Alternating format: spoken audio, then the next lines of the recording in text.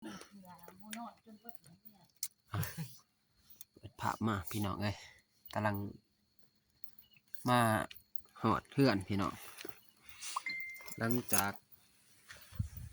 มาจากเฮ็ดของน้ำน้องก็ได้มัน สบายดีเด้อพี่น้อง สบายดีพ่อแม่พี่น้องมัดสุขสุขคนเด้อเข้าสู่สองเบามิก เข้าสู่สองบามิกว่าสิเป็นฝั่งไทยหรือฝั่งลาวก็ยินดีเข้าสู่สองบามิกเด้อพี่น้องเอ้ยอากาศหนาวพี่น้องมื้อนี้ ทิ้งไพ่ทางจากมาเฮ็ด หลังจากมาแต่นั่นแหละบ้านอาหังเนาะ โดย บ้านน้องก็เลยเฮา นี่ก็2 ทุ่มแล้วพี่น้องเอ้ย สอง เรา ทุ่ม ใส่ก็ยังทันได้กลับเพื่อนยังอยู่นี่ก่อนอัปเดตพี่น้อง บามิกก็บ่ได้ถ่ายคลิปอยู่เฮือนน้องก็ได้มันเปียกมันลายพี่น้อง มีแต่ไปเบิ่งดู2เบาสายไปแล้วเบามิกเพิ่นคุ้มพี่น้อง ค่าเบียกก็เลยอัดอัดคลิปอยู่นี่พี่น้องเอ้ย ทิ้งไพ่ เพลงไผ่นาวนี่ทั้ง ไม่แปลกเลย นั่นเนาะ คือไม่แปลก เว้ามันอากาศมันหนาวแน่ จักองศาวะเบิ่งก่อน องศา คือหนาวอันนี่บ่อาบน้ำอีกมื้อนี้เบามิก อาบพี่น้องอาบอยู่ห้องน้ำอาบน้ำอุ่นนี่น้ำอุ่นให้อาบอยู่ต้มเอานี่แหละน้ำอุ่นกะ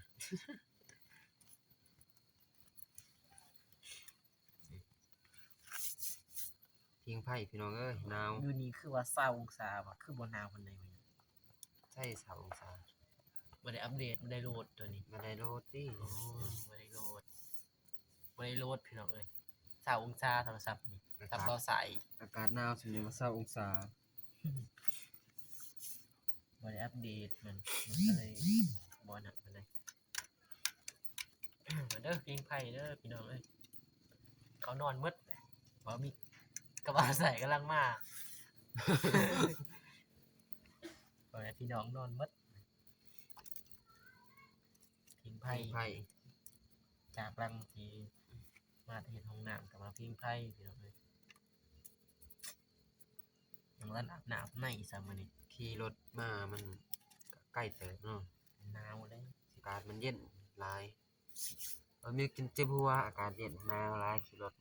จักรกับเบาสาย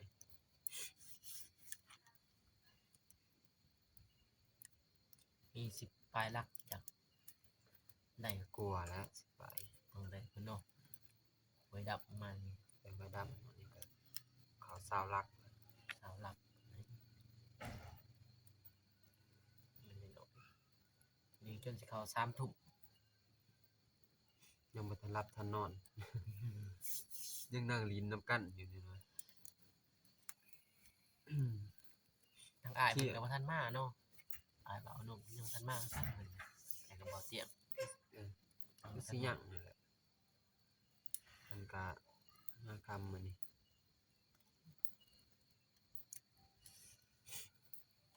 หนาวกินไผเด้อบ่มีงานมื้อนี้มีแต่พิงไผ นั่งพิงไผ่นั่งลิ้น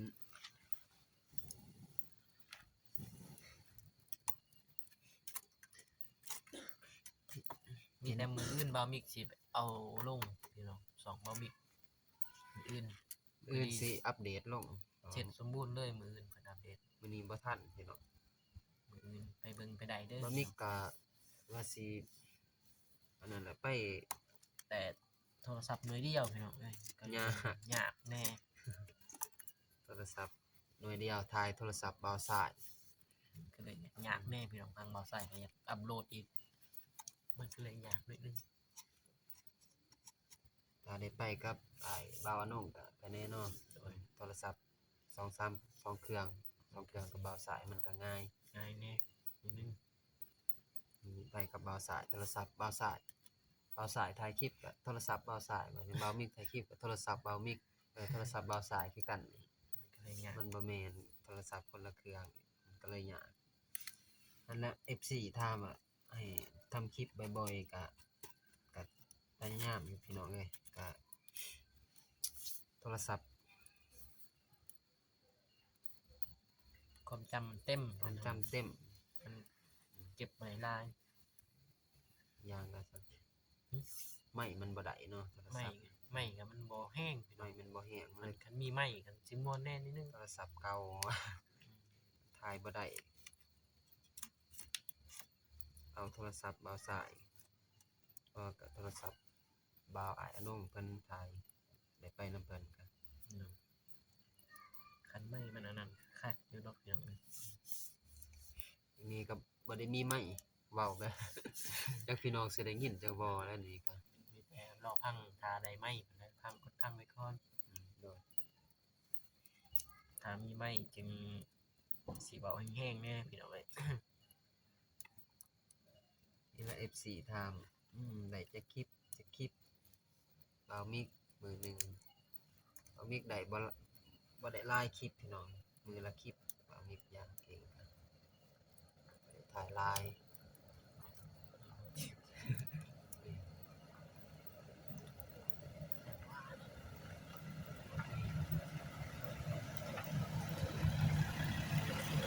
โอ้ สบายดีสบายดี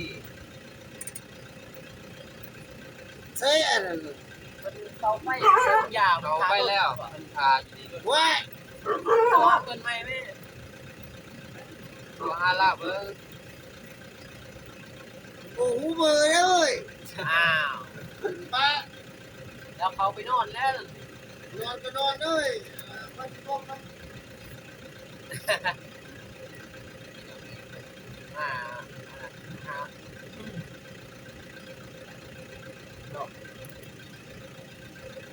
เรื่อง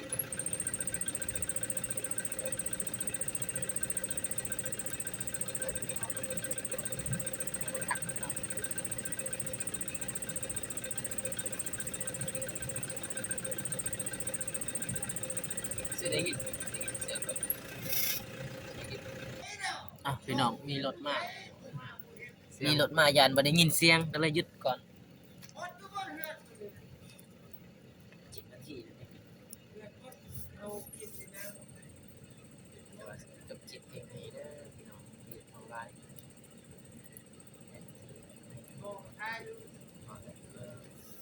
หนาวแล้วก็ใส่เสื้อ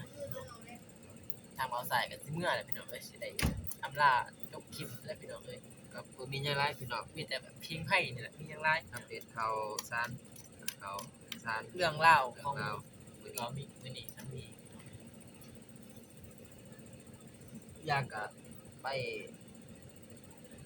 ไปกัน ช่วยเด้ ช่วย ไป แน่ เวียกออกไปเวียกนอก โดยมันออกไปเวียกนอกก็เลยไปช่วยแน่ของเราเสร็จเลยอยากคำๆแน่พี่น้อง ไปมาครับ เอาใส่ไปสิได้เมื่อ ก็ จบ ขอ คลิป ขอเป๊ปซี่นำกันเลยเต้อ่ะสบายก่อนอื่นก็ครับ สบายดี ดี พี่ เด้อ พี่น้องเด้อมาสู่ทุกคนนะ เพราะว่าจะ ฟังเป็นฟังไทยหรือฟังลาว เราติดตามส่วนของ ติด บา ตาม มี ช่องบอมีกับเบาสายเพิ่น ไปนำกันต แล้ ลอด เนาะ พี่น้องแม่นขอให้มีแต่ความสุขความเจริญขอให้เฮงๆปังๆเด้อ FC ทุกท่านที่เข้ามาส่องบาวิกแล้วก็ส่องเบาสายเพิ่น มีแต่สิติดตามช่องไอ้น้องเฮาไปเรื่อยๆเด้อพี่น้องเฮาสิได้อัปเดต โด ไป ย พร้อมๆกันพี่น้อง คลิปนี้ก็สิ จบเพียง ข เท่า อ นี้ จบเพียงเท่านี้เนาะพี่ พ น้ อ อง กันคลิปหน้าพี่น้อง พอกันในคลิปหน้าคลิปนี้ข ขอ อก กล่า ล่าว ว คำว่าสบายดีเด้อพี่น้องบ๊ายบาย